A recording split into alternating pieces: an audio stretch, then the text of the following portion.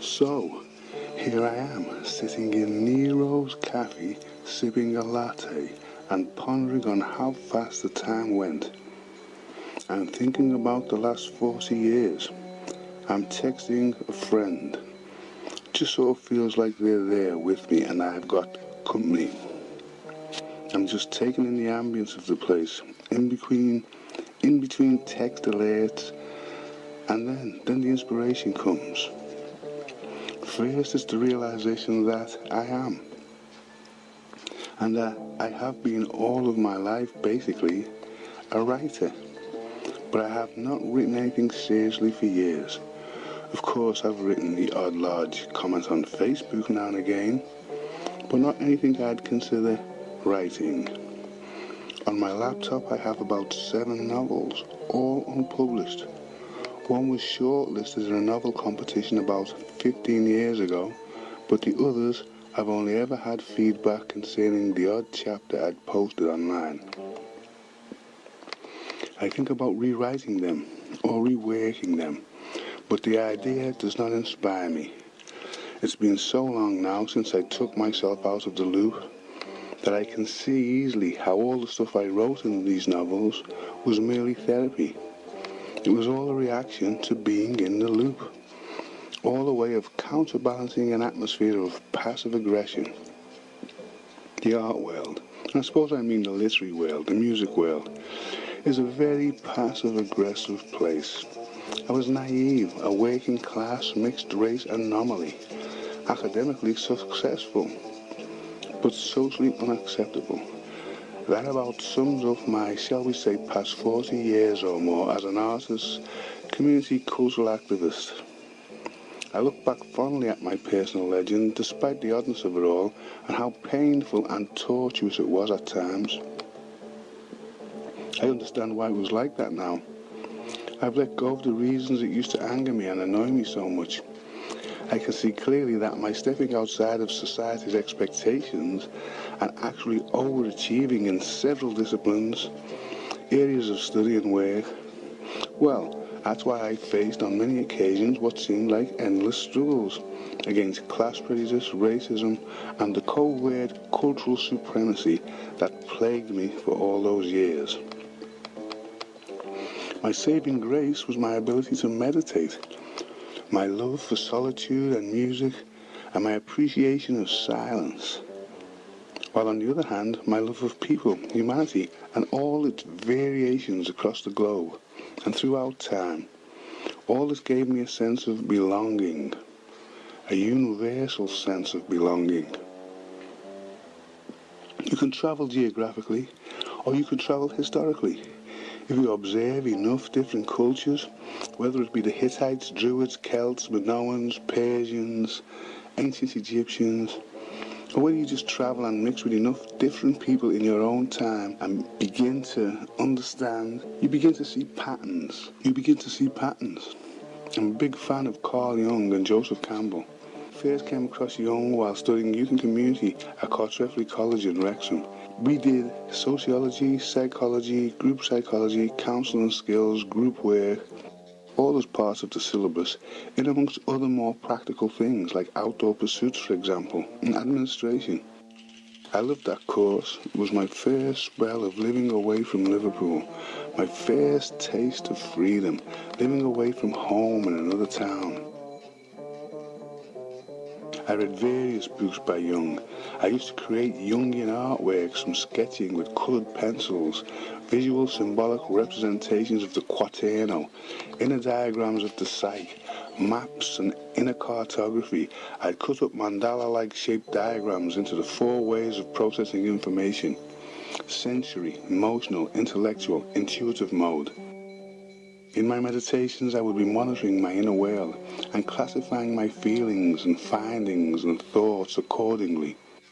With that simple internal practice of self-appraisal and inner witnessing known as muraqabah or mushahada in Sufism, tasawwuf, and self-assessment and inner striving, also known as muhasabah and mujahada in Sufism, which is tasawwuf, the purification of the heart, this inner cleansing, the science behind Sufism. The initial catalyst for my passion for humanistic psychology started in the 70s.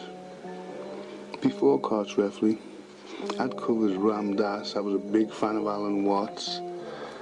I was into the electric Kool-Aid acid test, psychedelics, Kenneth McKenna, the whole 70s thing.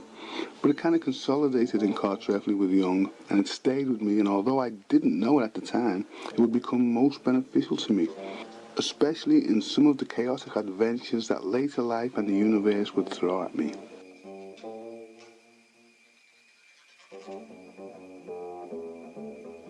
A soulmate, the same one I was just texting, bought me a rare copy of Illiterate Passion, the letters of Anais Nin and Henry Miller.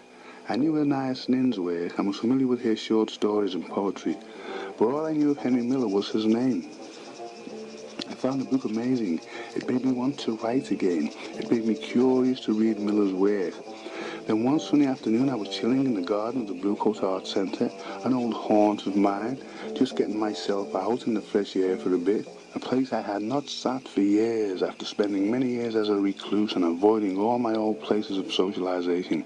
I guess I was beginning to resurface and just see what was out there. And I noticed they had a book fair on. I went in and browsed around the stalls and came out with a copy of Marie-Louise von Franz's Individuation in Fairy Tales and a copy of Henry Miller's Tropic of Cancer. Result: I was blown away by Miller's style, and to think that he'd written this in the 1930s was incredible. It was like jazz. One line resonated with me a lot, where he says more or less that, "I'm not going to rewrite, correct, or redraft this work. How it is how it is." Or words to that effect. It reminded me of Jalaluddin Rumi's great opus, Fihi Ma Fihi, which when translated means, what is in it is what is in it. Very zen. Miller was a beatnik before beatniks came out.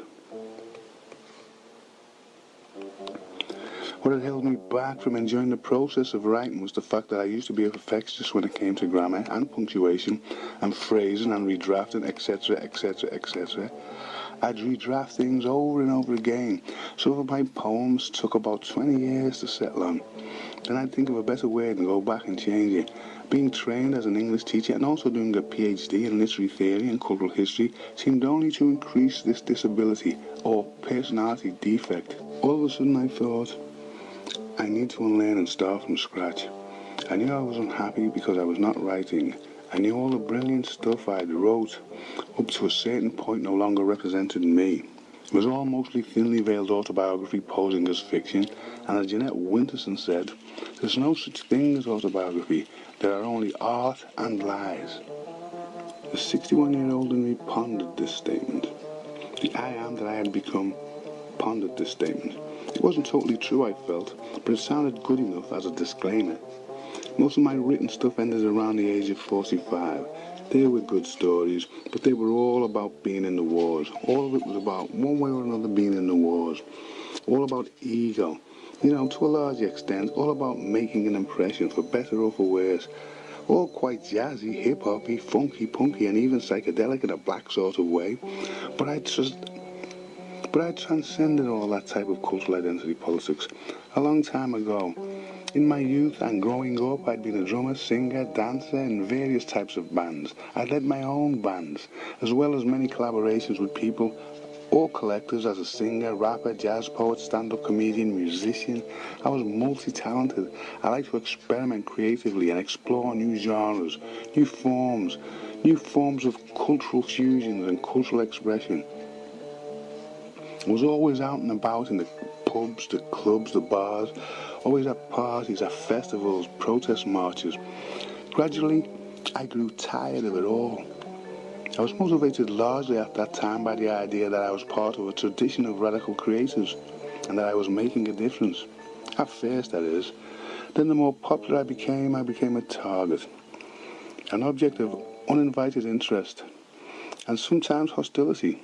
Such is the price of fame. Even tiny, insignificant fame attracts tiny, insignificant haters, eager to turn what they perceive as fame into infamy. As the Carry On crew so aptly jest, infamy, infamy. Everybody's got it in for me. Laugh out loud. So yeah, a lot of my past personas as an artist, and there are several that I've worn and outgrown over the years, no longer existed.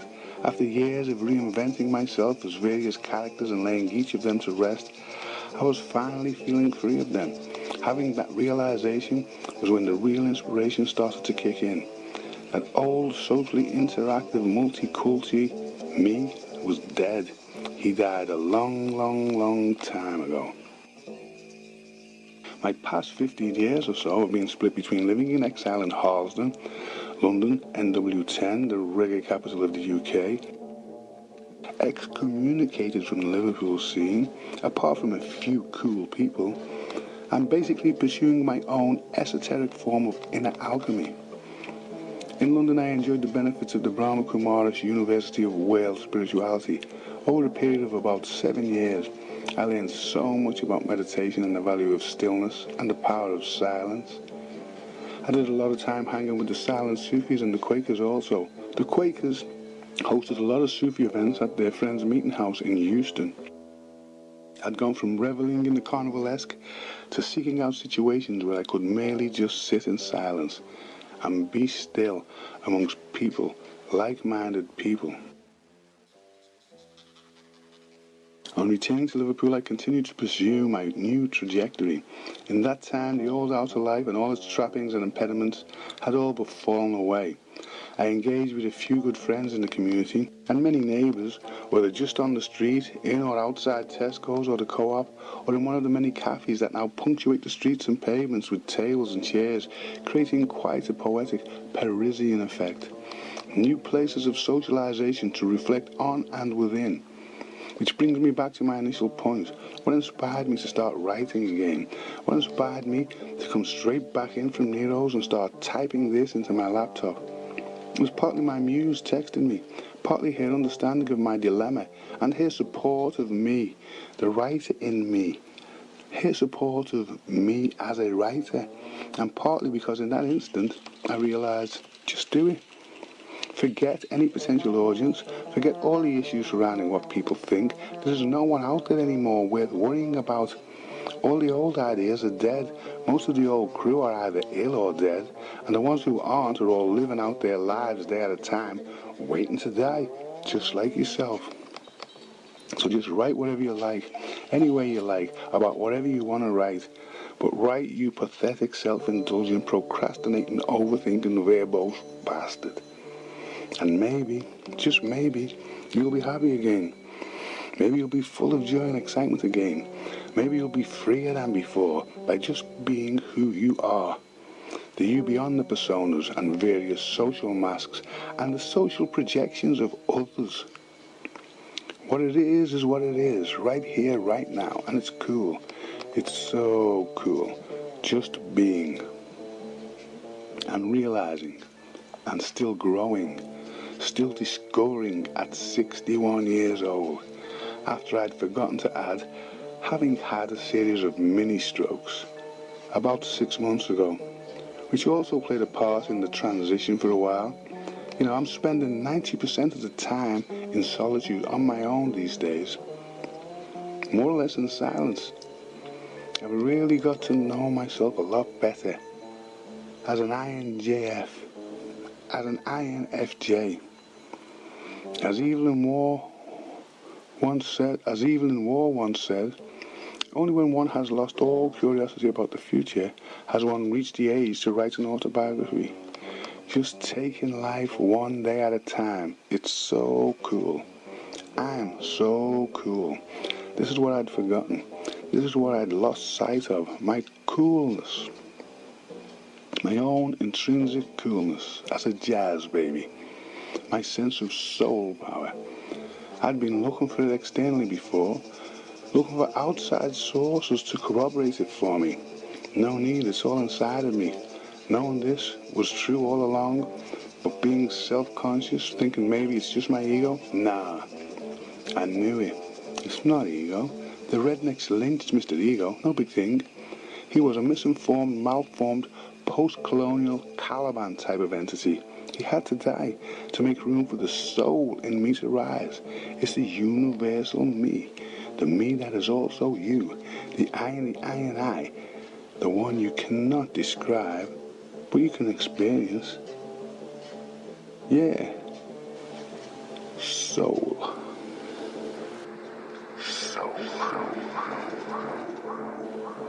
Soul. Soul. Soul. Yeah. Yeah.